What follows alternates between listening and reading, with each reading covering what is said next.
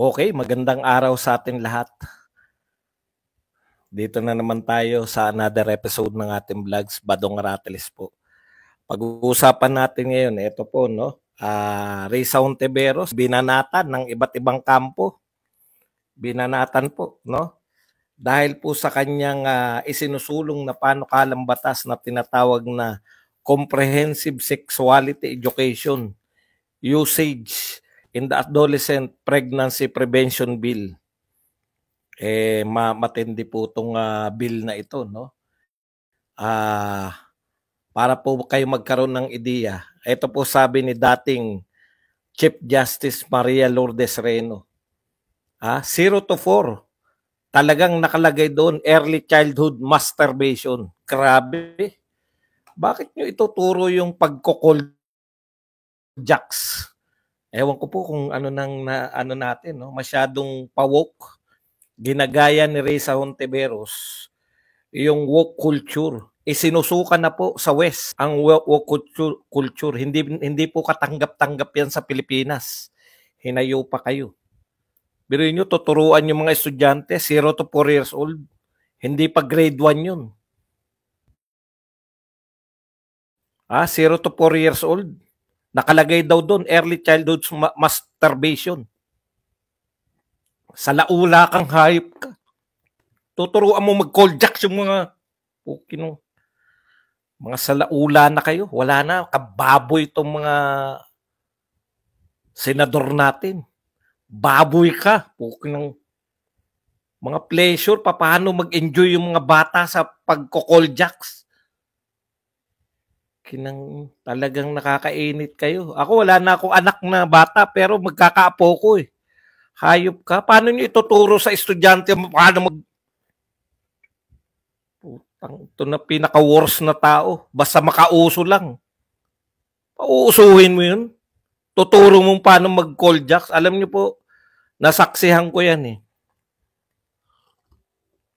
May naatinan ako, nag-walk out ako, hindi ko kinaya. Siguro to, mga 15 years ago, bagong-bago. Batang-bata yung nagse-seminar sa amin noon. Na pagka daw nakikipag-usap daw tayo, kaya daw kasi masyado nating inaano yung mga bata natin. Yung dapat daw sabihin natin, yung wordings na, yung mga ari, sabihin daw natin sa bata para yung mga bata mawala daw yung malisya. Sabi ko sa isip-isip ko, minumura ko eh. Babae pa naman. Sasabihin mo sa bata,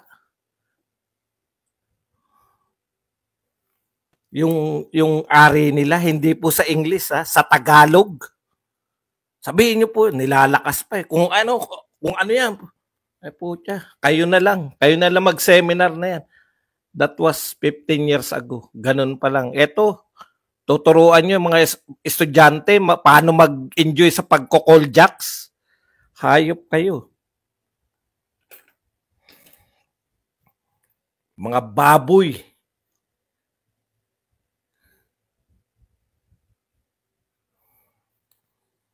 Alam nyo, yan yung sinasabi natin eh. Yung timing, di ba? Siyempre, religious to yung INC. Kita nyo si Senator Joel Villanueva. Ang una nag-react. Di ba? Kasi JIL sila eh. Alam ko, tina-timing nitong napakababoy na babae na to. Yung mga ganitong usapin. Ngayon kasi, di ba? Diversion ang kinakailangan nila eh. O syempre, magagalit yung mga religious na tao dyan. Baka sabihin nyo po, iniimbento ko to. Ito po, basahin ko lang yung sinasabi ni former Chief Justice Maria Lourdes Reno. 0 to 4 talagang nakalagay doon. Early childhood masturbation. Magugulat kayo. Ano po yung 0 to 4? 0 to 4 years old. Nakalagay daw doon. Childhood masturbation. Siguro naman, hindi ako ikakat ni YouTube dyan. Hindi naman siguro bastos. Paano mo ituturo yun?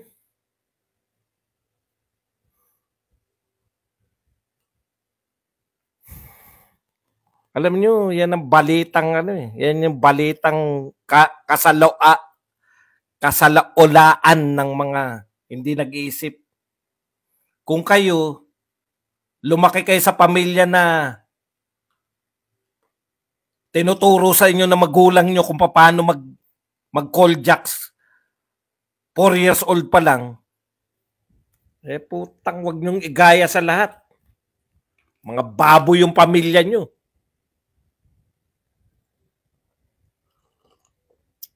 Beyond liberal na yan. Wag nyong yan pala yung inaangal na biglang lumabas ano eh. Nananahimik na po alam nyo, nananahimik na si Lola Briones. Biglang lumabas, nagpa-interview. Kaya namin hindi yan pinatupad. Matagal na po yan. Hindi pinatupad ng DepEd nung panahon pa ni Lola Briones. Hindi naman utu-utu si Briones eh. Ito kasi si Lisa Ontiveros, baka sa kanila ganyan yan. Ganyan sa kanila. Siguro tinuturuan sila ng mga magulang nila. O, nakakahiyang isipin, di ba? Pero gusto mong ituro sa mga batang Pilipino yan? Ang tanong ko lang, tinuro ba sa iyo nung 6 na taon ka kung paano mag-enjoy o tinuro mo ba sa anak mo yan? Kung hindi applicable sa inyo, sa mga anak mo, kung hindi ka proud na ituro yan, bakit mo ipapaturo?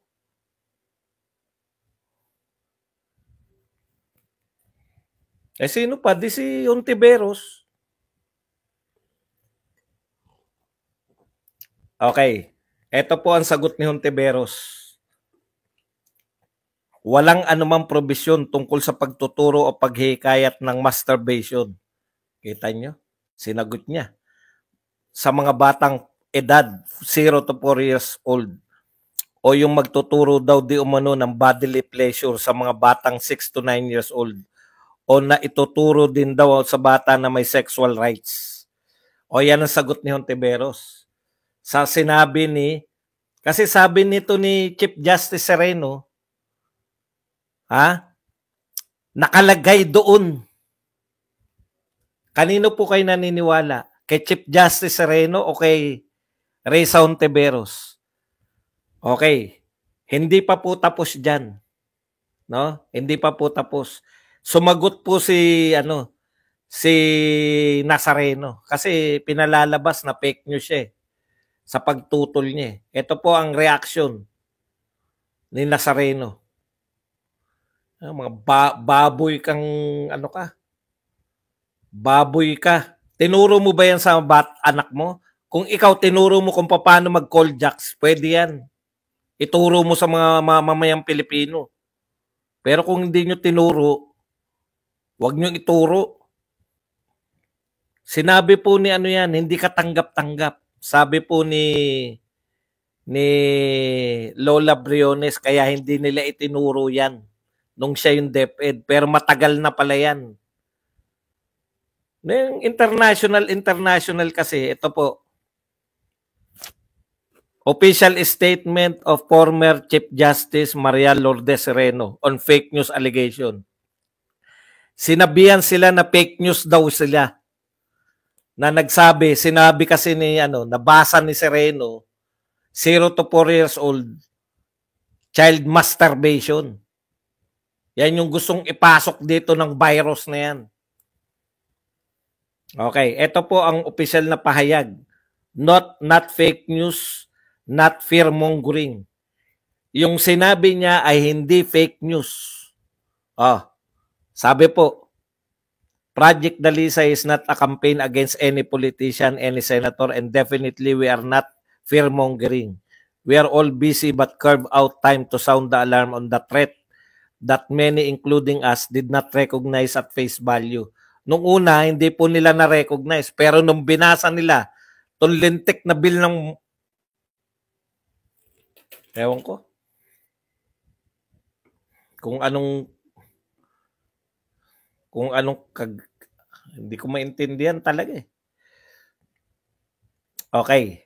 We were talking about the dangers of CSE. Ito po yung pinangangalandakan yan eh. Meron pong babasahin sa CSE. International po yan. Gustong dalhin lahat ni yung Tiberos dito, yung mga tinatanggap dun eh. Sa Amerika at sa UK. Yan po problema sa Amerika at sa UK. Yung mga walkinism na yan, walkinamnism na yan. Yan po problema nila eh. Yung tatawagin ka he, they, she, it. Kahit na anong gusto mong tawagin sa sarili mo, pwede. Pag nagkamali ng tawag, may bigote ka, tinawag kang, sir, idedemanda ka. Yan ang gusto niyang hayop na yan. Nakakapanggigil. Mga totoong problema, pinoproblema ng mga Pilipino, eto, nagpapasok ng mga katarantaduan. Okay, ito po sinabi ni Sereno. We were talking about the dangers of CSE. Ano na nga yung CSE? Balikan lang po natin yung comprehensive sexual education. Pangalan pa lang, mga sexual ng putak. Panay, ano siguro iniisip niyang tao na yan?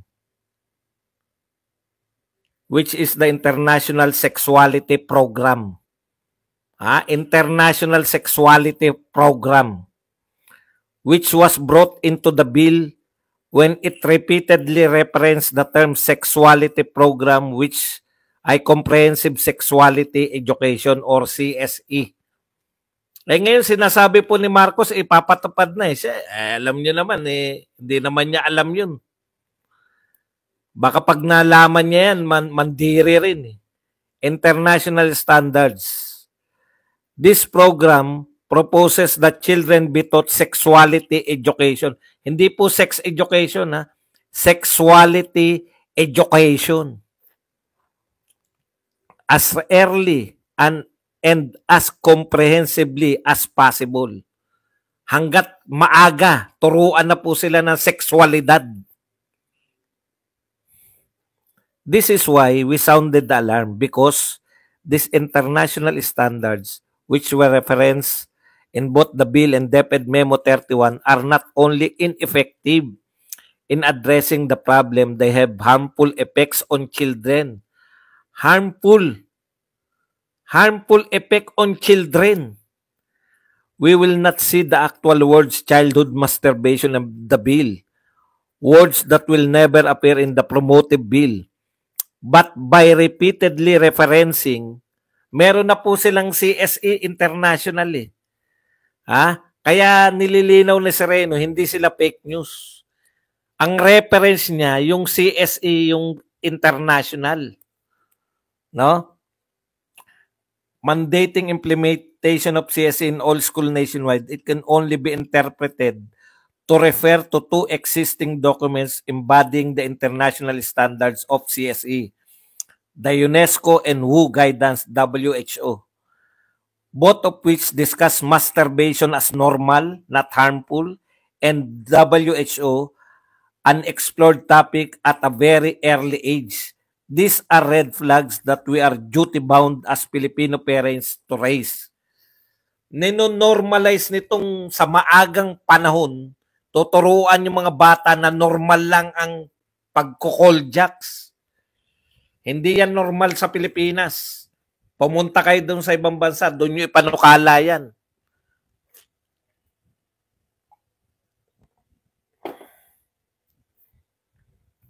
Ibig sabihin, sabi ni Sereno, implied sa bill na open ang bansa sa concept ng CSE, including childhood. Nakakasuka na. Ayoko na sabihin.